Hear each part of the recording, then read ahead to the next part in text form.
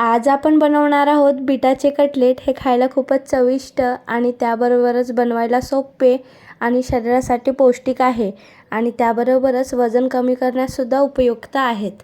तर चला आता आपण आजच्या रेसिपीला सुरुवात करूया। तर त्यासाठी मी इथे बघू शकता हे बीटरूट घेतलेली आहे, म्हणजे बीट घेतलेली आहेत 3। आता आपल्याला काय करायचं आहे, या बीटांना छान असं सोलून घ्यायचं आहे। तर बघू शकता याच प्रकारे आपल्याला हे तिन्ही बीट सोलून घ्यायचे आहेत। तर बघू शकता तिन्ही बीट छान अशी मी सोलून घेतलेली आहे। आता आपल्याला या बीटांना किसून घ्यायचं आहे। तर बघू शकता मी इथे या बारीकवाल्या किसणीने किसून घेत आहे। तर बघू शकता या प्रकारे छान असं किसून घ्यायचं आहे। तर बघू शकता याच प्रकारे आता आपल्याला हे तिन्ही बीट छान अशी किसून घ्यायचे आहेत। काही वेळानंतर बघू शकता तिन्ही बीट छान अशी किसून घेतलेली आहे। आता आपल्याला याच्यामध्ये काही साहित्य टाकायचे आहेत। तर त्यासाठी आपण एक वाटण तयार करून घेऊया। तर मी इथे एक मिक्सरचा जार घेतलेली आहे आणि त्यामध्ये आपल्याला टाकायचं आहे सर्वात आधी मिरच्या। तर मी इथे 4 ते 5 हिरव्या मिरच्या टाकून घेत आहे। त्याबरोबरच थोडंसं लसूण टाकून घेत आहे। थोडंसं आपल्याला 2-3 तुकडे अद्रकचे टाकायचे आहे। त्याबरोबरच टाकायचं आहे आपल्याला इथे कांदे।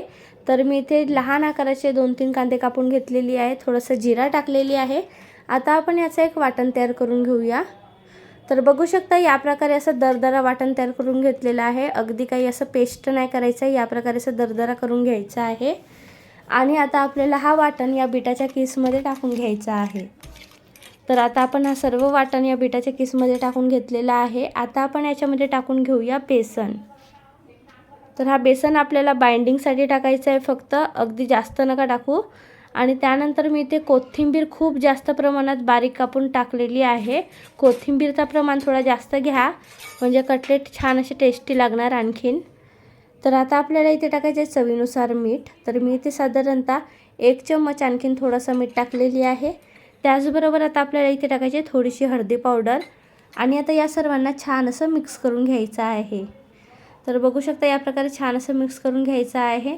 आधीच जास्त बेसन टाकू नका, थोडं थोडं करून बेसन टाका, कारण बेसन फक्त बाइंडिंगसाठी टाकलेलं आहे। बघू शकता तुम्ही या प्रकारे आपल्याला असा हा गोळा तयार करून घ्यायचा आहे, बघू शकता तुम्ही। आता आपण याचे कटलेट बनवूया। हाताला थोडंसं पाणी लावून घेतलेले आहे आणि याचे कटलेट बनवत आहे। बघू शकता खूपच सोपी रेसिपी आहे, अजिबात अवघड नाही आणि खूपच कमी वेळात पण तयार होते। तर बघू शकता या प्रकारे कटलेट बनवून घ्यायचे आहेत।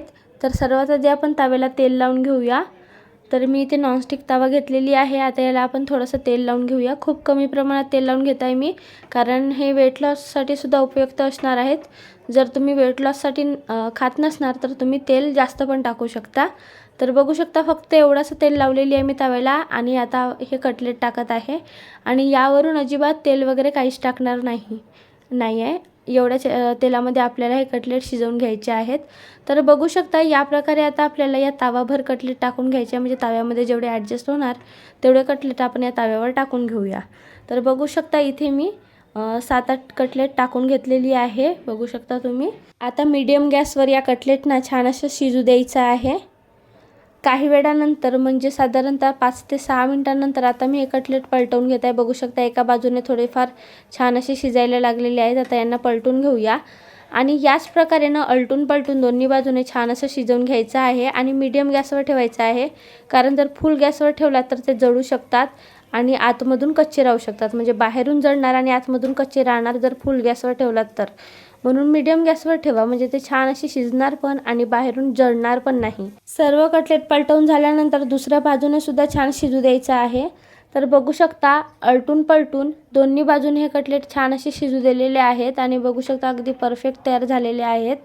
आता आपण यांना एका प्लेटमध्ये काढून घेऊया आणि मस्त बघायला दिसतात। बघू शकता तुम्ही, बघायला जेवढे सुंदर दिसत आहेत तेवढेच खायला सुद्धा चविष्ट लागतात आणि शरीरासाठी सुद्धा पौष्टिक आहे। वेट लॉससाठी सुद्धा तुम्ही हे कटलेट खाऊ शकता। तर बघू शकता खूपच छान असे कटलेट तयार झालेले आहेत, किती मस्त दिसत आहेत बघायला। आता मी यामधले काही कटलेट एका प्लेटमध्ये काढून घेतलेली आहे, बघू शकता। आता मी तुम्हाला इथला एक कटलेट तोडून दाखवते आणि जो दुसऱ्या फेरचे कटलेट आहे ते मी तव्यावर टाकलेली आहे, बघा तुम्हाला दिसत असेलच। आता या कटलेटला तोडून दाखवते आणि बघा बाहेरून छान असे क्रिस्पी आणि आतमधून मस्त शिजलेले आहेत आणि बघायला एवढे सुंदर दिसत आहेत, खायलासुद्धा खूपच चविष्ट लागतात हे कटलेट. तर एकदा तरी या प्रकारे हे बीटाचे कटलेट नक्की ट्राय करा. आणि जर हा व्हिडिओ तुम्हाला आवडला असेल तर व्हिडिओला लाईक, शेअर, कमेंट आणि चॅनलला सबस्क्राईब करायला विसरू नका. धन्यवाद.